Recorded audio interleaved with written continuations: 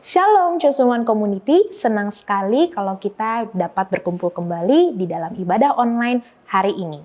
Dan hari ini kita akan sama-sama merenungkan satu bagian dari firman Tuhan dengan tema Trust and Obey, percaya dan taat.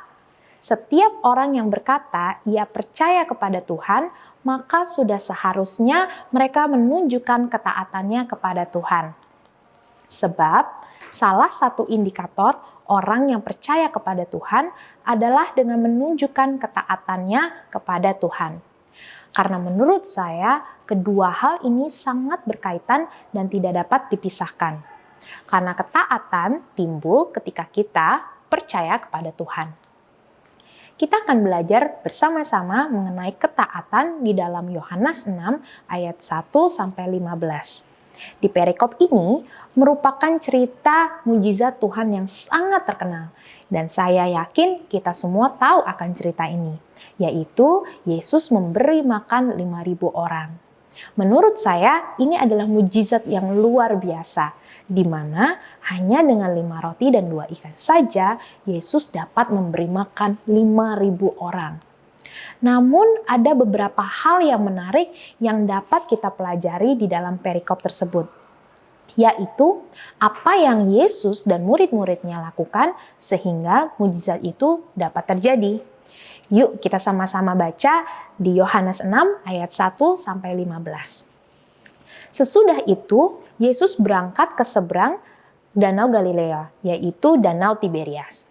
Orang banyak berbondong-bondong mengikuti dia karena mereka melihat mujizat-mujizat penyembuhan yang diadakannya terhadap orang-orang sakit. Dan Yesus naik ke atas gunung dan duduk di situ dengan murid-muridnya. Dan Paskah, hari raya orang Yahudi, sudah dekat. Ketika Yesus memandang sekelilingnya dan melihat bahwa orang banyak berbondong-bondong datang kepadanya, berkatalah ia kepada Filipus, "Di manakah kita akan membeli roti supaya mereka ini dapat makan?" Hal itu dikatakannya untuk mencobai dia, sebab ia sendiri tahu apa yang hendak dilakukannya. Kita berhenti dulu ya sampai di ayat ini. Keadaannya kita lihat bahwa ada banyak sekali orang-orang yang berbondong-bondong mengikuti Yesus.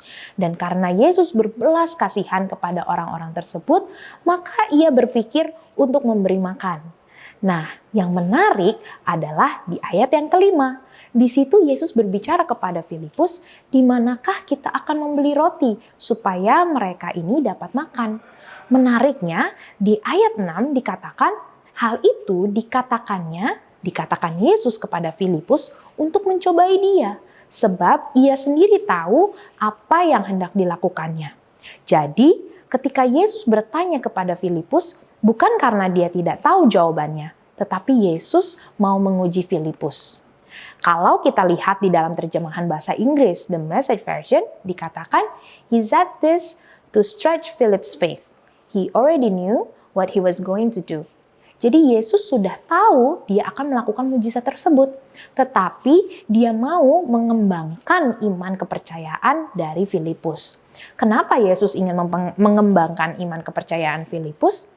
Karena melalui iman kepercayaannya, ia akan lebih mudah untuk taat kepada Tuhan. Nah, selanjutnya kita melihat respon Filipus di mana ia menjadi ragu ketika diperhadapkan dengan situasi atau kondisi yang kelihatannya mustahil, tidak ada jalan keluar, bahkan sepertinya Tuhan belum bekerja.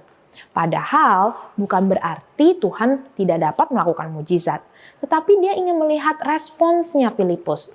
Apakah dia betul-betul percaya dan mau taat kepada caranya Tuhan dan bukan cara manusia. Nah, selanjutnya kita lihat di ayat 7, di mana Filipus menjawab kepada Tuhan, "Roti seharga 200 dinar pun tidak akan cukup untuk mereka ini, sekalipun masing-masing mendapat sepotong kecil saja." Di dalam kehidupan kita sehari-hari, ketika kita ada di dalam situasi yang tidak enak atau situasi yang secara logika tidak masuk akal, respon kita terkadang mirip seperti Filipus. Bukannya menyatakan kepercayaan kita kepada Tuhan, namun malah berfokus pada kondisi yang ada di depan mata. Padahal ketika kita renungkan, Tuhan itu sudah tahu kondisi yang kita alami tanpa harus kita menyebutkannya lagi.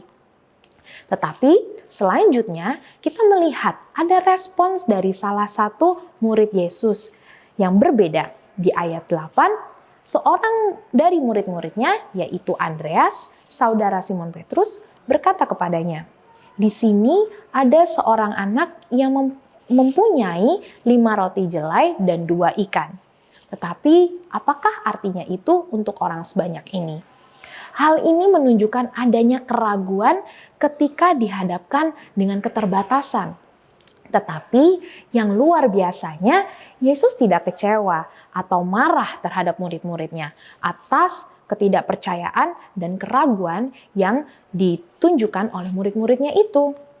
Melainkan, Yesus tetap sabar mengarahkan murid-muridnya untuk tetap taat kepada Dia. Dan hal ini terlihat di ayat 10, di mana Yesus berkata, "Suruhlah orang-orang itu duduk."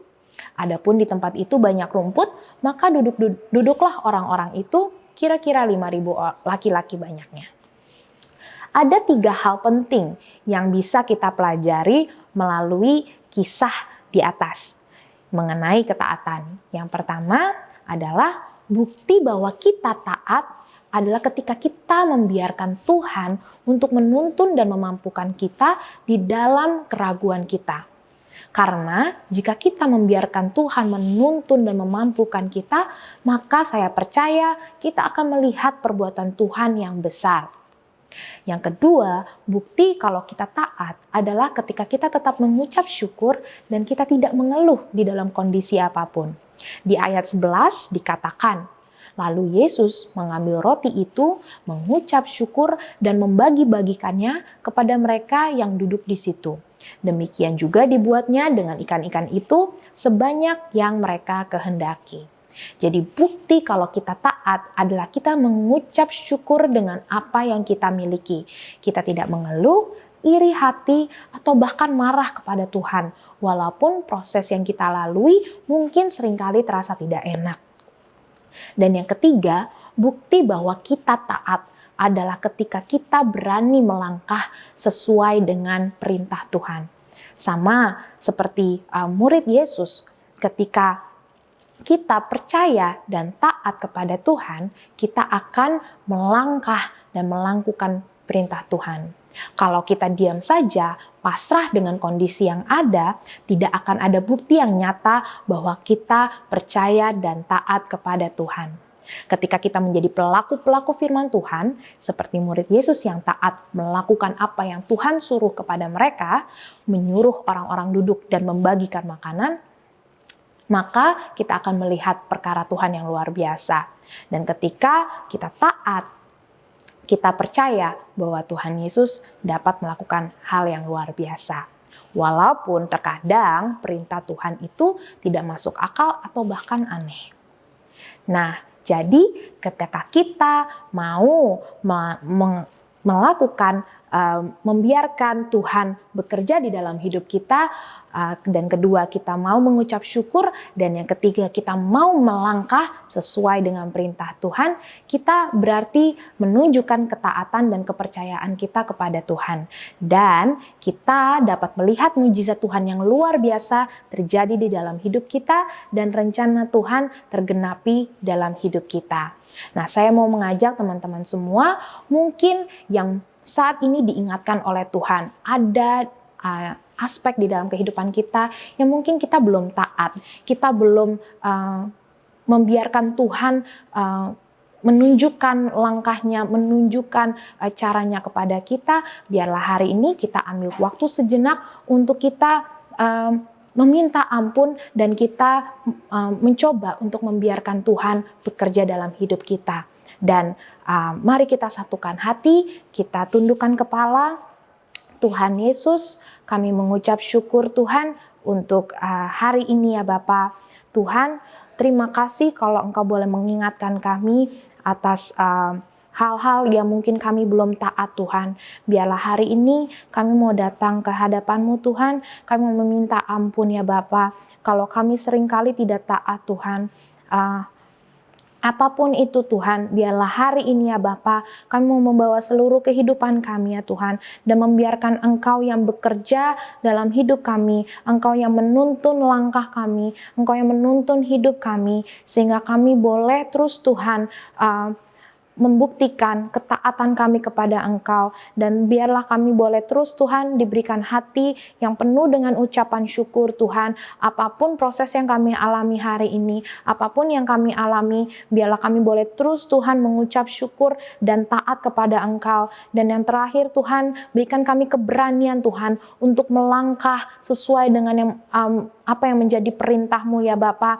Walaupun seringkali Tuhan perintah-Mu susah untuk dilakukan, tapi biarlah Roh Kudus-Mu yang memampukan kami, sehingga kami boleh menjadi pelaku-pelaku firman-Mu, karena kami rindu Tuhan, kami melihat rencana-Mu boleh terjadi dalam hidup kami, kuasa-Mu Tuhan bekerja dalam hidup kami, dan kami boleh mengalami Engkau Tuhan, lebih lagi Tuhan di dalam hidup kami.